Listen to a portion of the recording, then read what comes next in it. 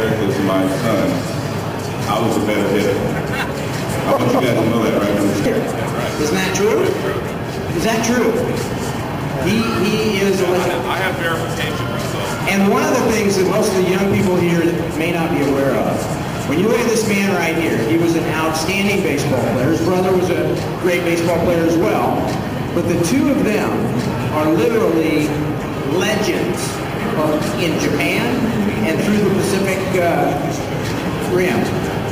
What they did for baseball in that area and what this gentleman specifically has been able to bring to the United States, open up literally a driveway for players from the Pacific Rim to play here in the United States. And most people are not aware of that. And so pretty much everything Derek learned, he learned from you, right? He's a gold glove first baseman, but he learned it from me. No, I'm just teasing. But what I will say real quick, you guys, and from a baseball standpoint, and all the celebrities that you guys saw here in baseball, is the one thing that you have to understand in baseball, if you guys start learning how to play, there are no shortcuts. You know, even as we're sitting here talking now, we talk about baseball, is that to me as a baseball, I've been in professional baseball for 35 years, and a lot of it has been as a scout. So when I'm scouting talent like you guys, I look at a lot of different things. And the first thing that I look at is desire and passion.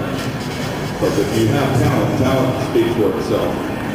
But before you even think about playing this game, you've got to have a lot of passion for the game. You got to really love to play it. Otherwise, it's a real hard game to play. Because, you know, like we say, if we're at 300 base, a 300 hitter is the average. That's only 30% success, right? And now I go to the doctor sometimes. I would hate for my doctor to be 30% right, you know, and I fly a lot, so I wouldn't like my pilot to be 30% right. But in baseball, you can be 30% right and actually be very successful. But first of all, you have to have a great passion for the game. And that's one thing before Derek started playing baseball, and I have a younger son, Brian, who played a little pro ball. He hurt his shoulder, but he was actually a better baseball player. But the thing that you've got to have, no matter what, as a father, as a coach, as a scout, you know, the first thing I look for is a passion for the game. Because if you have a passion, what's your name? Huh? Declan? If I was talking to Declan, and I was trying to coach Declan, and he was looking at me right in the eyes, I could tell right away that he really wants to learn. And if he tells me that he wants to learn, then I'm 100% committed to teaching Declan how to play this game. But if I'm talking to Declan and he's going, well, I can't commit myself to Declan and teach him, and Declan probably is not going to learn how to go to the next level. Because when you get guys that actually reach the highest level, they were one of millions and millions of Little League players. Then they become one of thousands and thousands of college players. Then they become one of hundreds and hundreds of minor league players. Then they become one of tens and tens of major league players. You understand what I'm saying? In Little League, there's millions and millions of kids playing Little League, but the ones that really excel at the top, it's not about how talented they are, it's how passionate they are toward the game. It's how much they want to play, how much they want to compete. Because in baseball, you have to be willing to compete. So when I talk about hitting, for example, if I'm talking hitting, we talk about stepping in the batter's box. What's your name? Jack, come up here, Jack. Grab a bat over there. Opposed to a coach who's trying to teach him. Now, you can stand right in here, okay?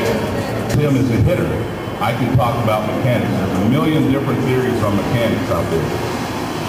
But it won't make one bit of a difference if Jack is not willing to compete. You see how easy he backed up?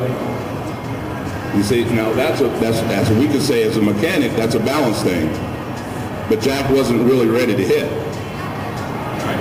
Now when you step in that batter's box, and I want all you guys to do it, when you think mentally, when I step in the batter's box, I am already mentally ready to compete.